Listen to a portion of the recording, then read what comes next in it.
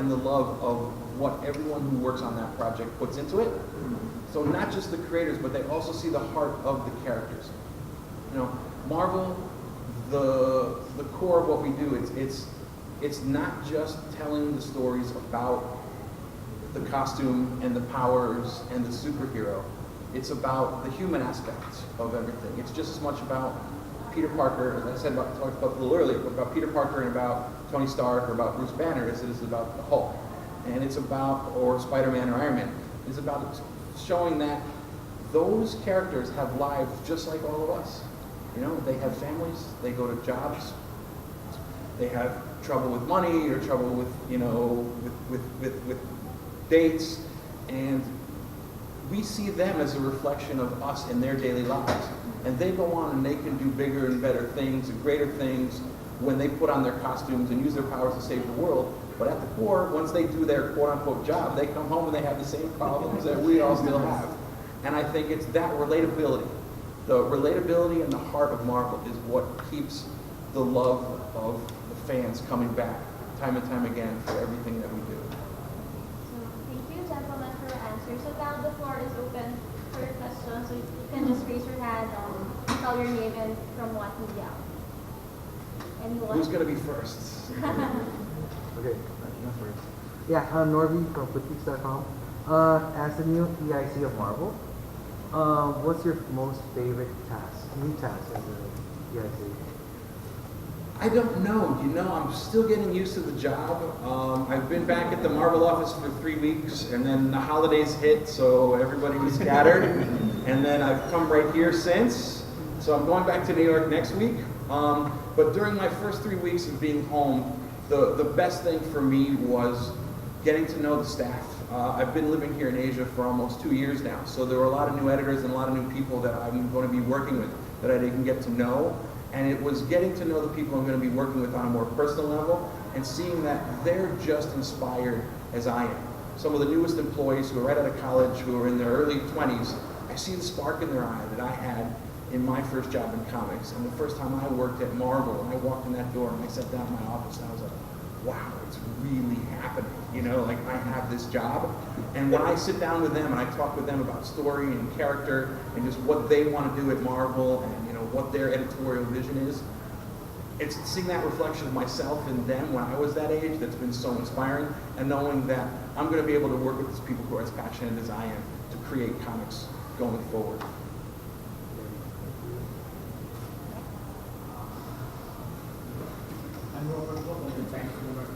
I want to ask about the part of how come they have the Asian character? I mean, superhero Asians. Yeah. Oh, no, We have color, but they have Asian. but there are a lot of Marvel characters who are of Asian background. You know, be it Chinese, Korean, Japanese, Filipino. From the Master of Kung Fu to White Fox to Sunfire, the Silver Samurai. There are a number of Asian characters, and yes, they may not be as prominent. You might not see them on some of the teams. Yeah, and on Avengers. But the thing that we always concentrate on is that Marvel is a global company. It is the world outside your window.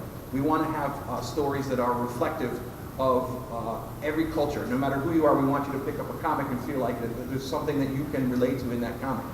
And we have been making great strides, especially in Asia, in trying to hire more Asian creators, writers, and artists to bring a piece of their culture into Marvel Comics. And it's been reflected in a lot of the stories, and I think going forward, you're going to be seeing it reflected more in some of the characters that we'll be introducing.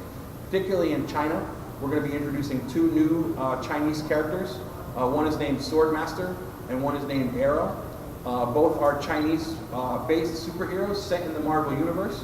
One is an Inhuman, and the other is, I can't give the origin story because it's still a secret, but they are going to be heavily based on Chinese culture and Chinese mythology, but set in the modern world, and they will interact with the other heroes. So, we're very excited about the things that are happening here in Asia, and especially with Asian characters.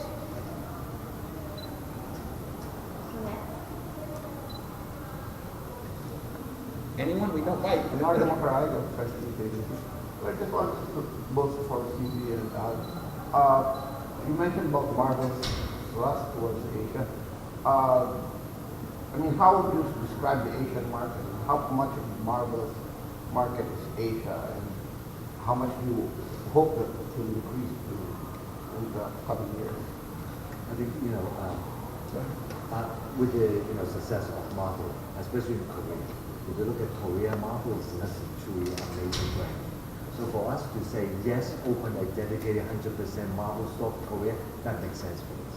So for us, it's really about how mature the market is. Then in order for us to always say allow to see opportunity where we can open a 100% dedicated Marvel store.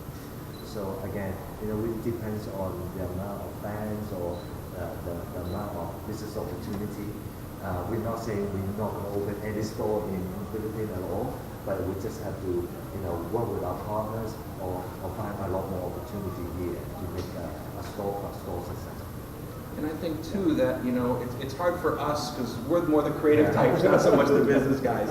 So, but I also it's different country by country and territory by territory. Like Alan said, Korea is an enormous market for us, and when we say enormous, it's got a very small population, 55 million people.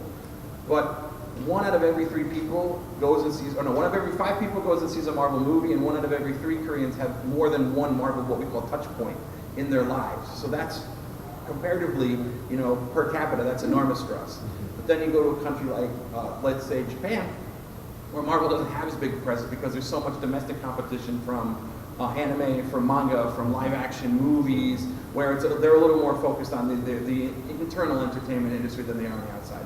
But then you look at a country like the Philippines that has such a history with Marvel and such a deep ingrained part of the culture from the 70s, and and again, an English-speaking country that it's hard to gauge here because Marvel's just a part of your culture for longer than any other country in Asia. So the business is growing, but it's hard for us to lump it all as it's growing in Asia. It's growing really country by country, and we take it each individually in different categories.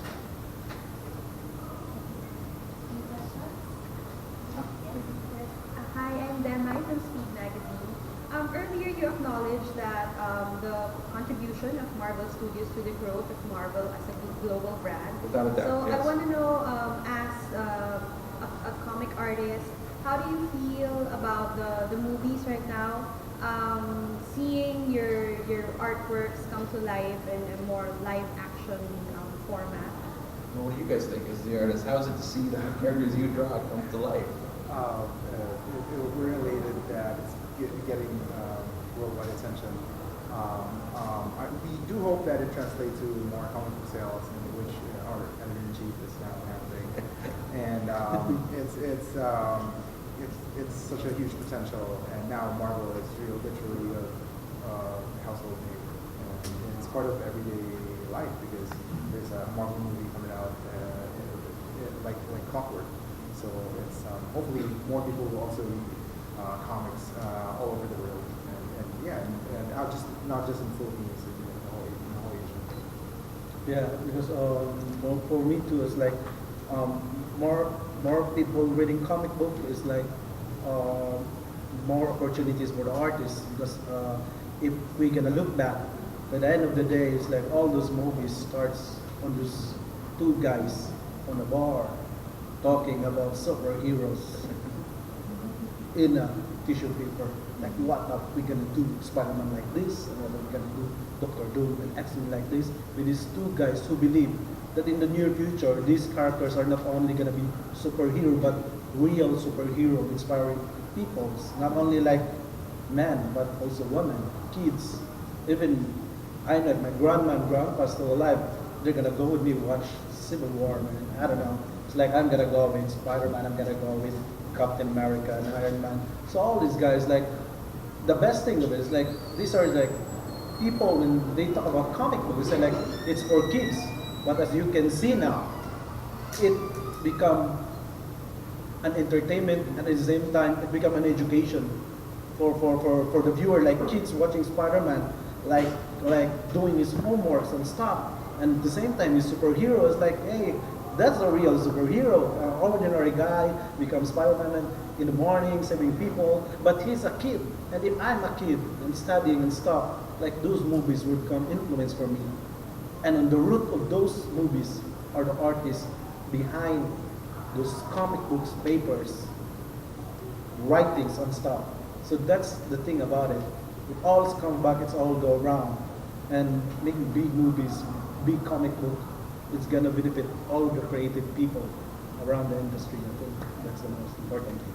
Yeah, that's a good point. Is that the bigger that Marvel grows, the more opportunities the artists have. You know, because comic books are the basis, the heart, kind of where the stories come from. But so many of our artists now have been able to, work on things like movie design, or contribute to the TV shows or the Netflix shows, or work on posters for some of the ABC stuff, or work on some of the game design. So it's also the growth of Marvel is not just providing more entertainment for the fans and more opportunities for Marvel or Disney to grow, but it's also providing more opportunity for artists to have different opportunities and for us to find more talent to bring in to feed the ever-growing needs of Marvel as a whole across all our lines of business. And if I can just make a follow-up, Yes. because I read some like comments online, like for diehard comic fans, sometimes they comment on the movies like, oh, this one didn't live up to what the comics actually gave them. So how do you react to that, and what would you say to those fans who are kind of irate when it comes to nitty-gritty things like that? It's interesting because it's not just something that's happens with Marvel. It happens with all the major brands that have, global impact in film or on television or in comics. And the way that I look at it is that, it's like something that Alan Moore once said. It was particularly about Watchmen. He said, if you don't like the movie, you're always going to have the original graphic novel on your shelf, and you can go back and read it. And, I just think that I've been the same way. I'm a fan. There's certain things that happen in movies from other companies, or even some Marvel movies like, oh, well, that's not the decision I would have made, but that's what the filmmakers made. I had to respect that. And if I don't like it, I'm going to have the comic book to go back and read it. So movies, comics, entertainment is a personal thing. Not everyone's going to like everything that you do. And, I think that a lot of the fans that are more vocal about it and feel more strongly about it sometimes just want to express their opinion, but they'll always have the original source material to go back to. I don't know if you guys feel the same way.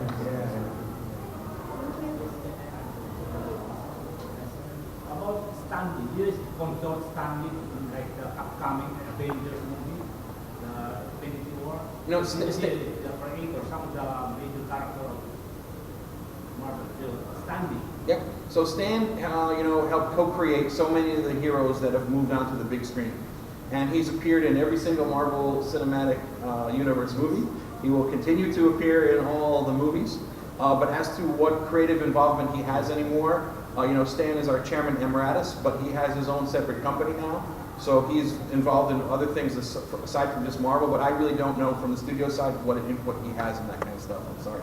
But every now and then he still does contribute to the comic book universe in telling stories or writing forewords or, speaking on our behalf.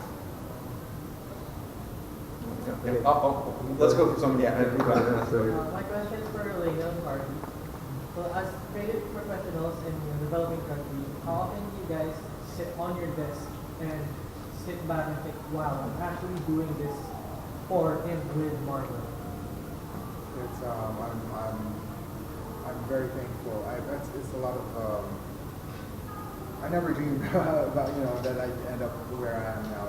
It's quite insane. I came from a small town when I was little in Mindanao, in Surigao, like in Zamboanga.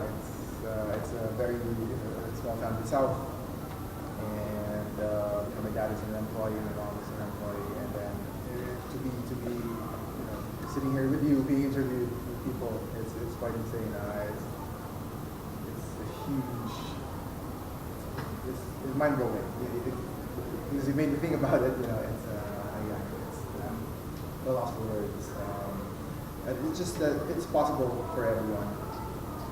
It happened to me with enough support from your family and some hard work and a lot of luck involved, obviously, and of course hard work. And it's possible, especially with the internet. With CD, with the EIC actually in front of people, it's crazy that artists can, who else can, you need to go to talk to get a job at Marvel. So the opportunities are insane. That the stuff that I didn't have when I was starting out 20 years ago. So I'm quite happy for other artists, for artists in this building right now that they are having this opportunity and that you know to be working with to be doing the stuff that I'm doing. For me, it's like so real. It's like an impossible thing because like if you can see my hands now, how sweaty, and my because if you know, this is like an impossible thing for same as Neil, like an inspiring artist and sitting next to artists like hardcore Leinil and C.B Cebulski and Allen. It's like, man, it's like if I'm the luckiest guy in here, I think I am. But yeah, it's crazy, man, to think like when you ask the question, like I wanted to cry because like why I'm here. But the thing is like I'm the same as you guys. Like if you have your dreams, you wanted to do it right. Like you work so hard on it. And when the time comes that you are there, you need to do the best you can. Not only for yourself, but for the people who believe in you and who you wanted to be inspired. Because by the end of the day, this is not about only us. This is about all the people who believe in us. All the fans who buy our comic books. All the people who watch the movies that give us the jobs. This is all about the people involved on the entertainment, on the industry. So it's still impossible thing, but I think it's already happening. Like no matter I touch my hands, I touch CB, it's alive. So like when I came, it's like no, that's only a tarpaulin printed CB because he's already like an editor-in-chief. He wanna go to the Philippines. Maybe it's a clone. So I don't know because the Star Wars is like it's so real now. So maybe it's a clone, and yeah, it's still unbelievable that it's happening. But yeah, we are all here, and in the future, we're gonna be better than us. We don't know. We're just gonna work hard on what we have to do, and I think yeah, there's no impossible. And you can add to that too. It's great. Yes, yes. Comments that, but it's all come back to if you look at these three people here. One word that comes out is passion. Like everything we do has a certain passion. I tell my team every day, if you don't want to do it, go home. If you don't have passion, I don't believe the world. So you got to believe in what you do. If Marvel is your world, that definitely should be your passion for your lifetime. To me, passion is first. I always hire people who has passion. I never hire people who have great creativity, a great skill, but little passion. That's the people I want to work with. People with low skill, high passion. That's the people I want to work with. Alfred from Inquirer.net. It's a question for the artists. So, CB mentioned Marvel's expansion into more Asian heroes, more Asian-related content, and more localized content. So, as Filipino artists in Marvel, are you working on any Filipino hero or an icon that Filipinos can look up to? Not at the moment. It's up to Marvel to pursue that in the future, but I'm sure CB is considering everything, and because Marvel is a global brand, but not at the moment. But I will surely let the Inquirer know if I'm allowed to in the future. Yeah. But you are planning on pitching some ideas. No. To be honest, I would rather that they bring it up because I think. This is a massive Marvel Cinematic company. We have this the creative summits, planning the whole. It's a huge machine, and doing what I want may not always be. May not always fit the puzzle. But hey, I could always suggest.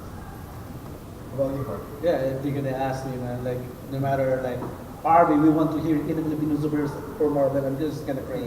No matter they don't want to do or they want to do it, because in the end, it's a job, right? They're all here. It's a job. It's not just like we're doing it because like we don't have nothing to do in the house. It's still a job, and it always comes back with like whatever you do, whatever you put on this paper, no matter what heroes, what race of people you are, no matter you came from Asia or in the States or stuff. The most important thing, every individual hero that created in the industry should inspire people. and that's the most important thing because no matter what we create, and in the end of the day, people reading is like, hey man, it's like I feel bad about this. I don't want to work anymore. It's like because people now, even though it's comics, they feel that they can relate into it. They feel like, oh, I'm Peter Parker, like I'm the genius guy in the school, but I don't have spider webs, so that they can relate. That's the thing about the industry. It's like they're not only creating those fantasy, they're now creating closer to the real people, real heart. Like comics can make you cry. Like those are pictures and words. Like it's weird. It's a weird concept, but it makes you feel. It goes through your heart. And whatever the character we have to create, I hope it has that kind of heart. So yeah, whatever it is. Thank you. So yeah, I hope it answers your question. Yes, it's actually a really good question. Answer. Question, Larry from the agency. For Allen, you're in charge of Asia, right? I just want to ask how different the Asian market is compared to the Philippines. Is there a big difference between the Marvel and Superheroes? I think, honestly, I don't think there's much different. The only thing is different, the culture difference, the taste different. Actually, recently I shared some presentation to our North Asia team, basically China, Korea, and also Japan. Right? Similarly, we eat rice out of a bowl, right? But just the bowl looks a little bit different in Japan versus Korea versus China. If you look at chopsticks, Japan uses really skinny chopsticks because the food they take up, right? China pick heavy, it's like a tree trunk because the food we take up. If you look at Korea, it's all metallic. Why? Because they think we want to make it last, right? So if you think about the sensibility, the culture actually makes the only difference. And that makes my job so interesting to work with different Asian culture. You find the differences. Hopefully, we bring the best from local into global as well. And I hope I answered the question. Yeah. For all you guys, as Marvel fans, which team would you like to see first for the first time in the Marvel Cinematic Universe? The Fantastic Four or the X-Men? As fanboys. Not as employees. If You need to be we careful. ever do see That's a good question. the heroes in cross, I'm an X-Men guy, so for me it's always going to be X-Men. Yeah, For you guys. well, for me, it's like I'm biased. Man. I'm biased. Like every superhero that's been in the movie, for me, is always the best. Like we are the luckiest guy in the world. Like our grandfather who died was like, they are like Captain America fans, Wolverine fans. Already died. They never seen Hugh Jackman's abs and glow on the screen. They never seen. They don't have the chance.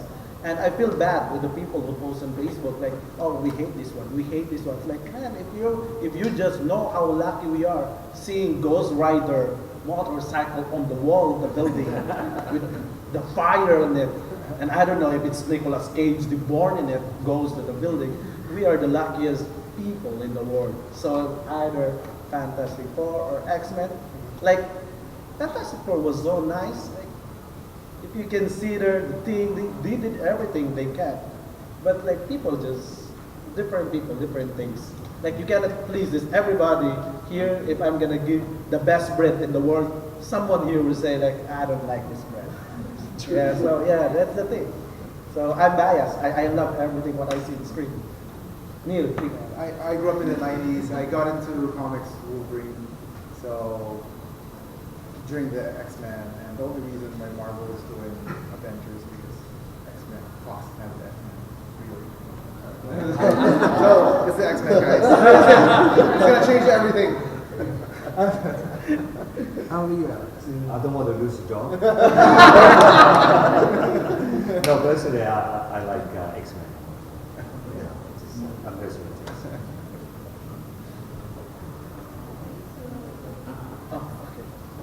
So about the creative writing, who do the artwork now in the background? Who's the name? Different guys. Different a lot of guys. this is No, Batman it's artwork. This is Dave Finch here.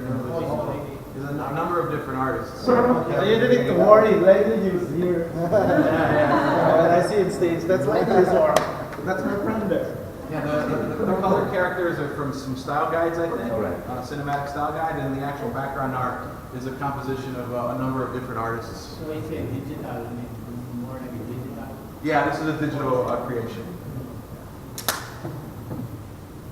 CB, I have a question about Amazing Spider-Man. Sure. Dan Slott's gonna finish his run. Yes. And he has been writing. 10-year run on Spider-Man. Fantastic. Yeah. Can't thank Dan enough for his contribution to the characters of the Marvel Universe. Yeah. Where would you like him to, you're the guy. So I can't answer that because I know where Dan is going. And Dan is going to onto some characters that I think he is perfect for. So fans will be just as excited as I am when they do find out where he's going. Okay. If ever there will be if ever the Fantastic Four comics will come back, what would be your top candidates as the creative team? I haven't put any thought into that. It's just it's a question for another day. Again, if and when the FF comes back, we'll find the best candidates at that time. I think we have a few contenders here who are putting their name in for the job. But, yeah. That's Harvey.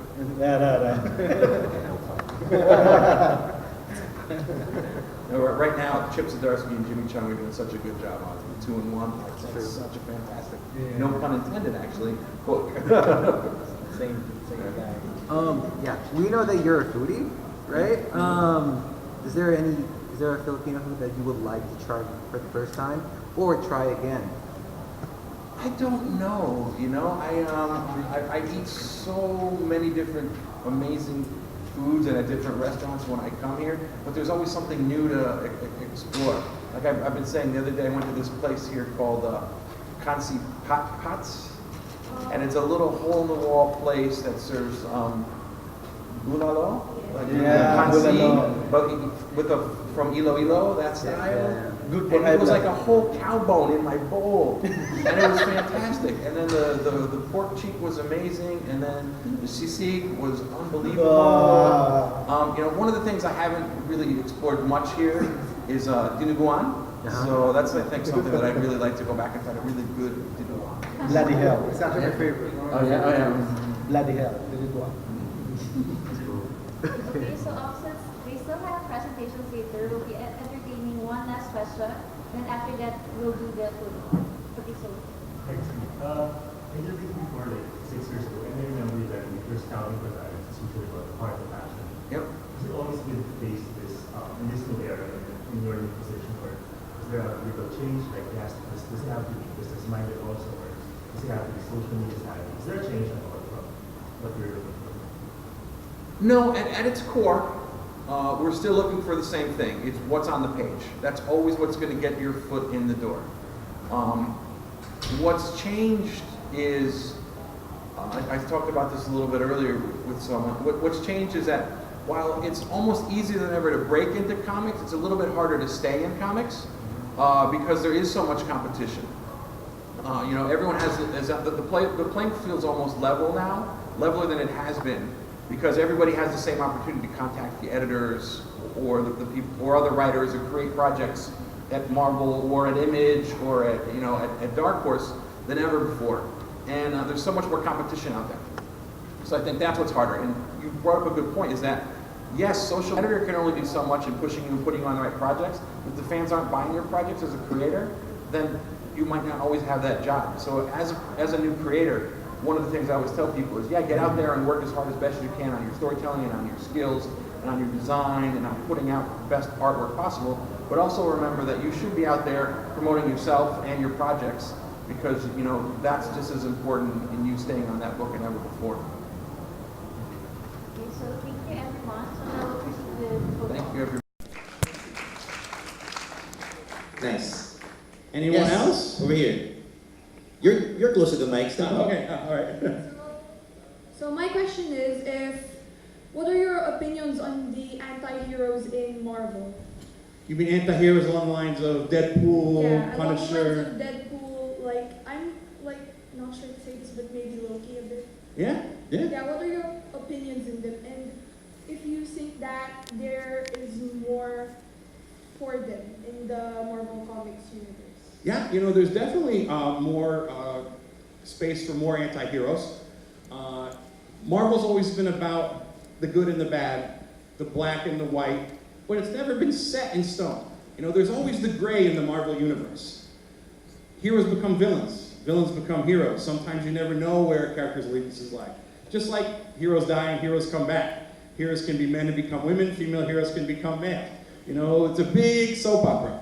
But the anti-hero is a huge part of what Marvel does.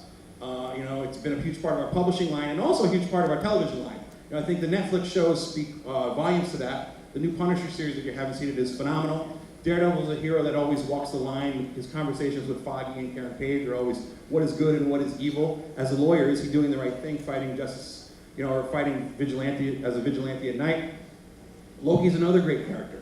You know, look at just not how he's portrayed in the comics, but also in the movies. Is he an enemy of Thor, or is he a friend of Thor? Yes, they're brothers, but they constantly, he knows Loki's gonna stab him in the back somehow. We saw that in Ragnarok. You know, a tiger doesn't change his stripes, or does he? You know, those are the questions we love to ask. And I think that this year, in the Netflix shows, there's some great questions that are gonna be asked coming up. Jessica Jones season 2 is coming, which is gonna be phenomenal. Daredevil season 3 just started filming. The scripts are out of this world in terms of, you know, exploring more of the anti-hero side of what goes on in Hell's Kitchen. And then in the comics, well, we have some very cool new series coming up starting in the summer that you might be very happy reading. So thank you for asking. May teaser po. Last question. I'm good. Your pick, CB. Well, this guy's on the mic. He's on the mic. All right, we'll do two quick ones. Okay, two quick ones. Okay. I just want to ask a question. You know, as a fresh graduate from the school, I kind of want to know how you can become part of the studio in Marvel. You know, as a layout artist, a storyboard. You know what? That's a good question. I didn't address that. Yeah. No Marvel artist works in Marvel. We don't have any artists on staff. Everyone is freelancers. So everybody works at home in their apartment, or they're part of a larger studio, or you know they rent an office and they go to work. So there is no way, you don't have to move to New York. So Mar, in that regard, you're ahead of it. You're graduated, you got an art degree, you can pick up a pencil, you can draw, you're on your way. The way that you have to present to Marvel is really, your art speaks for itself. You know, your art is your calling card. We don't know where some of our artists, we've never met them in person, we've never looked at their studio, we've never seen them, you know, face to face. We've met them on email, they've sent in their portfolios, the art speaks for itself. So the thing that you're gonna have to do is create a portfolio.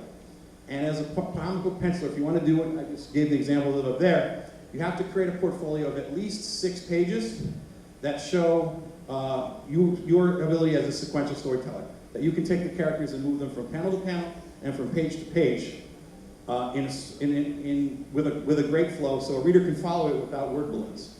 And when you're building your portfolio, I would recommend that you do 2 sequences. Do one 3-page sequence of an action scene. Spider-Man or Wolverine or Captain America fighting a villain, something big, badass. Show how you do action, show how you do scale, show how you can tell a dynamic story. And the other one should be a small, quiet scene, because Marvel is just not much about the human side as it is about anything else. So show a date scene with Peter Parker and Mary Jane talking to each other, or with Ant-Man and the Wasp having a quiet adventure somewhere outside of the superhero costumes. And that's how I build your portfolio. Once you have that done, you have those 6 pages penciled, then you can send them to me, C. Cebulski at marvel.com. And I'm happy to look at them, review them, and send them to the editors. The other thing I would recommend is being here in Manila or in the Philippines, I'm not sure where you live here, but you have these great resources at hand. Leinil, Harvey, Steven, you know, there's so many artists working in the Philippines that can give you personal advice, or maybe take you under their wing. Or there are a couple studios here, Will Spatashi still runs a studio, that might be good for you to explore as an option as well. All right, thanks. Thank you. Before we move on, as a matter of fact, let me just mention, To everybody who would like to consult with CB or our esteemed Filipino artists, we do have a consultation area. You just have to head this way out back. You can show them your portfolio, maybe get some tips. If you want to break into the industry, that would be a great way to start as well. Okay, and one last quick question, and we're good.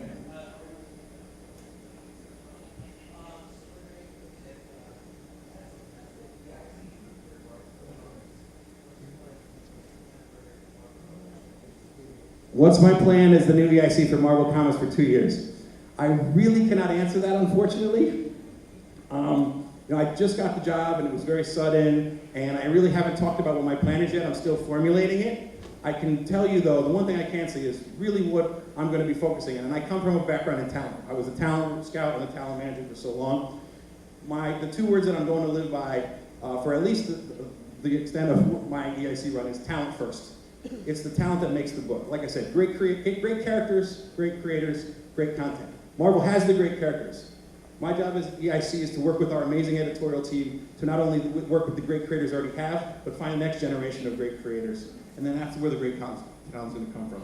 So talent first is kind of the motto that I've been using as to kind of start off my term as editor-in-chief.